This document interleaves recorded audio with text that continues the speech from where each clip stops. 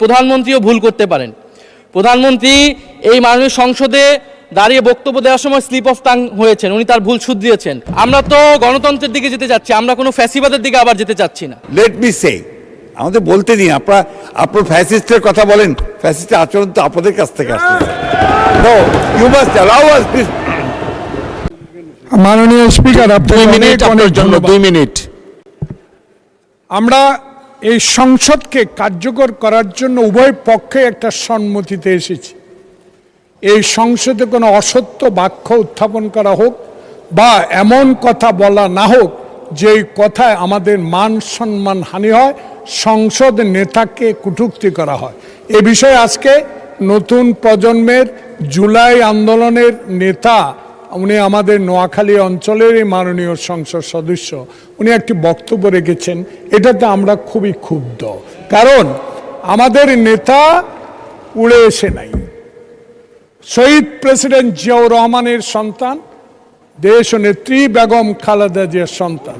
16 বছর ধরে যিনি এই দেশের মানুষের গণতন্ত্রের জন্য, ভোটাধিকারের জন্য সংগ্রাম করেছেন। আজকে কোনো লুটের ভোটে নয়, 10টা হুন্ডার 20টা গুন্ডার ভোটে নয়, একটা সুষ্ঠু ভোটের মাধ্যমে সংখ্যাগরিষ্ঠ অর্জন করে সরকার গঠন করেছেন। তাই আমরা আজকে যে অসত্য সংসদ নেতা নিয়ে অসত্য কথা বলেছেন, এটা এক্সপান্স করার জন্য আপনার কাছে বিনীত অনুরোধ জানাচ্ছি।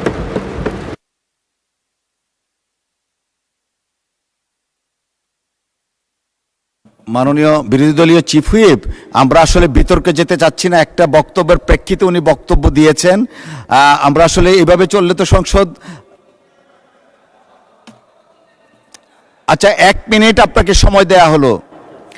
মাননীয় স্পিকার, এখানে মাননীয় সংসদ সদস্য দাঁড়ালেন, তিনি যদি স্পেসিফিক্যালি বলতেন কোন তথ্যটা এখানে অসত্য, উনি তো ওনার বক্তব্যের প্রেক্ষিতে বলেছেন, উনি কিন্তু ঢালাওভাবে বলে গেলেন যে বক্তব্য অসত্য কথা বলা হয়েছে। ওনাকে তো ফ্যাকচুয়ালি বলতে হবে কোন ইনফরমেশনটা এখানে ভুল ছিল। আর মাননীয় সংসদ নেতার কথা যদি বলেন, প্রধানমন্ত্রীও ভুল করতে পারেন। প্রধানমন্ত্রী এই মাননীয় সংসদে দাঁড়িয়ে বক্তব্য দেওয়ার সময় স্লিপ অফ টাং হয়েছেন, উনি তার ভুল শুধরিয়েছেন। ওনার বক্তব্যের সমালোচনা করার অধিকারও বিরোধী দলের আছেন। ফলে উনি অবশ্যই, ওনাকে আমরা সম্মান করি, উনি জিয়াউর রহমানের সন্তান, খালেদা জিয়ার সন্তান, প্রাইম মিনিস্টার, সংসদ নেতা, কিন্তু তার মানে এই না যে তাকে নিয়ে কোনো কথাই বলা যাবে না, তার কোনো বক্তব্যের সমালোচনা করা যাবে না। আমরা তো গণতন্ত্রের দিকে যেতে যাচ্ছি, আমরা কোনো ফ্যাসিবাদের দিকে আবার যেতে চাচ্ছি না। ফলে এটা যাতে মাননীয় স্পিকার আপনি বিবেচনা রাখেন সিদ্ধান্ত নেওয়ার ক্ষেত্রে। জি, মাননীয় মন্ত্রী মির্জা ফখরুল ইসলাম আলমগীর। ধন্যবাদ জনাব স্পিকার।